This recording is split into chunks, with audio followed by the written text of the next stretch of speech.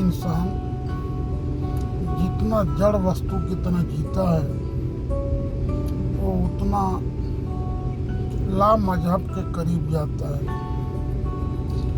जिसके अंदर जितना दया धर्म प्रेम भाव बढ़ता है वो उतना मजहब और धर्म के करीब आता है। सारे इंसान एक ही परमात्मा, एक ही गॉड, एक ही अल्लाह, वो निराकार के आकार हैं। जो उसके आकार से प्रेम करेगा वही निराकार के करीब जा सकता है। जो भाषा और शब्द जाल में उलझेगा वो इस जीवन में भी नरक भोगेगा। वहाँ भी उसे अगर कोई है जो हिसाब किताब करके रिजल्ट देगा, तो जो जड़ वस्तु है, जितना जड़ वस्तु होते जाएगा उतना वहाँ दुख भोगेगा, नरक में जाएगा। जितना जो दया धर्म करेगा, भाईचारा करेगा, दर्दे दिल के वास्ते पैदा किया इंसान को, वरना इबादत के लिए कम न थे कन्नौजियाँ। निर्मल मंजन सो मोहे भावा, मोहे कपट चल छिद्र न भावा। जाती रही भावना जैसी, हरि मूरत दिन देखी तैसी। परहित सर से धर्म नहीं भाई, पर पीढ़ा नहीं अदमाई।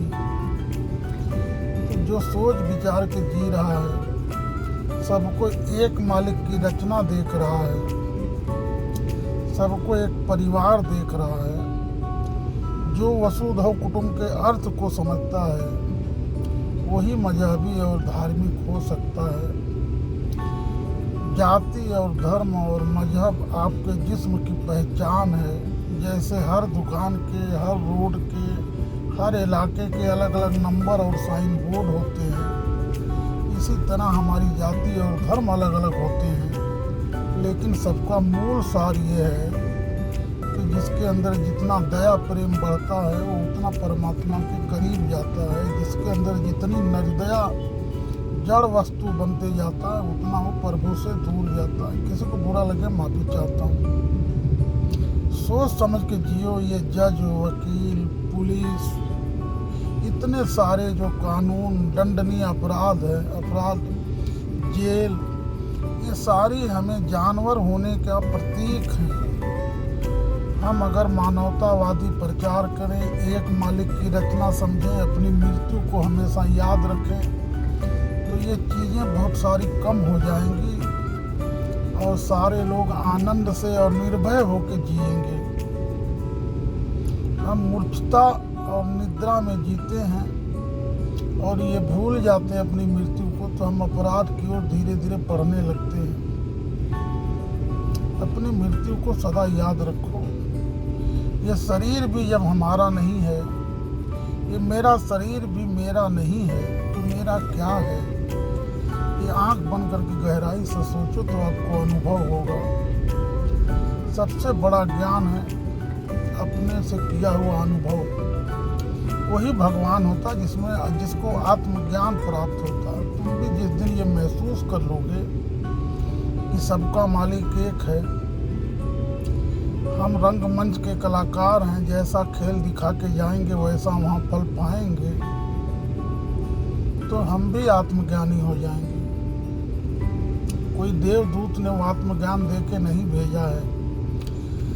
अगर वो किसी को आत्मज्ञान दे के भेजेगा तो डाकू किसने बनाया? बात समझ रहे हो? राम ने उसने बनाया, रावण भी उसने बनाया, तो फिर न्यायालय का अर्थ नहीं होगा ना वहाँ, फिर स्वर्ग नरक नहीं होगा। उसकी मर्जी से ही सब होना है तो फिर स्वर्ग नरक क्यों होगा? वही मुकद्दर लिखा है तो फिर स्वर्ग नरक क्यों बनाएगा? ये सब हमारे हाथ में है। हम जितना जागते हुए होश पूर्वक जिएंगे उतना हम उसके करीब जाएंगे। बात समझ रहे हो? तू कहे कागज की लेखी, मैं कहूँ आँखन की देखी। अपनी आँखों को बंद करके थोड़ी दिन विचार करके फिर संसार को देखो। लोगों को जीवन देने से ज़्यादा जीवन मिटाने पे सर खर्चा करता है संसार में। सबसे ज़्यादा संसार में जो खर्च है, धन का उपयोग है, वो लोगों को मिटाने के लिए है, जीवन देने के लिए सिर्फ झूठ है। अब सोचो समझो विचार करो। किसी को बुरा लगे माफ़ी चाहता हूँ, किसको अगर कुछ समझना हो, पूछना हो और अपने जीवन के बारे में विचार करना हो, वो मुझसे मिल सकता है।